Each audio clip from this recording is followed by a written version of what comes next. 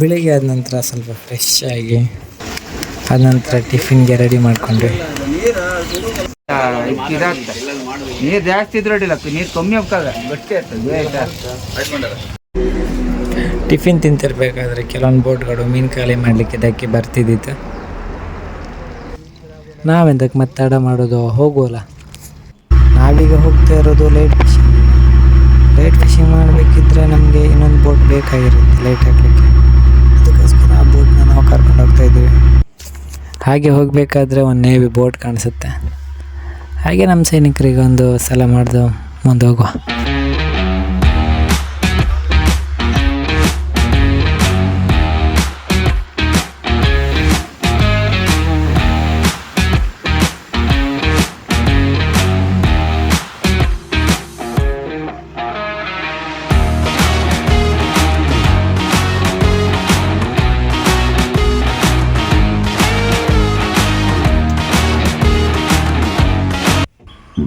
ಇದೇ ನಮ್ಮ ಕ್ಯಾರರ್. ಈ ಕ್ಯಾರಿಂದ ಲೈಟೆಲ್ಲ ಚೆಕ್ ಮಾಡಿ ಅಲ್ಲ ಹಪ್ಕು ಸ್ವಲ್ಪ ಸಾರಿಗೆ ಒಂದು 2 ಮೀನು ಕಟ್ಟು ಈ ಕ್ಯಾರನ್ನು ಕಳಿಸ್ಕೊಡ್ತಾ. ಇದೇ ಬೋಟ್ನ ಇಂಜಿನ್, ಎಷ್ಟು ದೊಡ್ಡದಾಗಿದೆ ನೋಡಿ.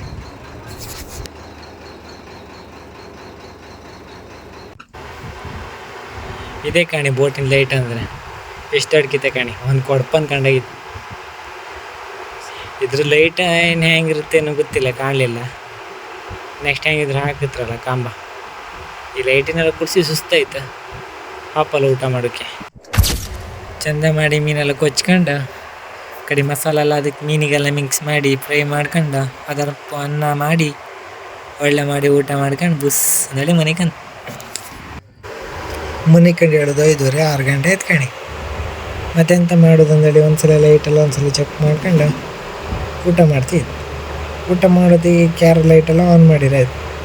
ಆನ್ ಮಾಡೋದು ಲೈಟ್ ಎಂಬುದು ಅರ್ಧಂಬರ್ಧ ಬೆಳಿಗ್ಗೆ ಅದಾಗಿದ್ದಿತ್ತು. ನಾನು ಫಸ್ಟಿಗೆ ನಂಬಲಿಲ್ಲ ಇದ್ದಿತ್ತು, ಈ ಲೈಟಿಂದ ಏನಾದರೂ ಮೀನಿಗೆ ಎಫೆಕ್ಟ್ ಇತ್ತ ಅಂದೇಳಿ ಅನಿಸ್ತಿತ್ತು.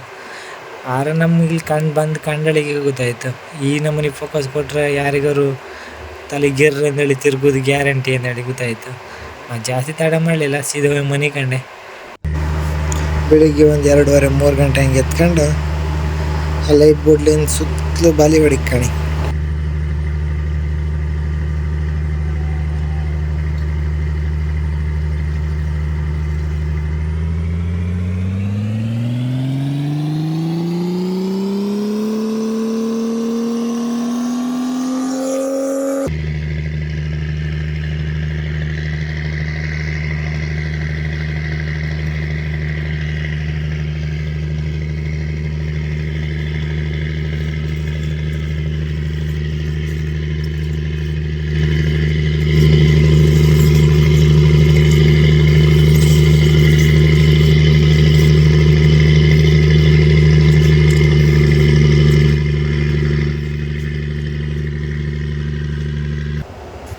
ಅಷ್ಟು ಬಾಲಿ ಎಳ್ಕೊಂಡು ಆದಮೇಲೆ ಅಷ್ಟು ಮೀನನ್ನ ಒಳ್ಳೆ ಮಾಡಿ ಐಸ್ ಮಾಡಿ ಹಿಡ್ಕೋದು. ಎಂತಕ್ಕಂದ್ರೆ ಹಾಳಪ್ಕಾಗಲ್ಲ ಮೀನು, ಅದಕ್ಕೆ ಹಾಗೆ ಕರಿ ಬಂದಳಿಕೆ ಮೀನನ್ನ ಸೇಲ್ ಮಾಡ್ರೆ ಆಯ್ತು.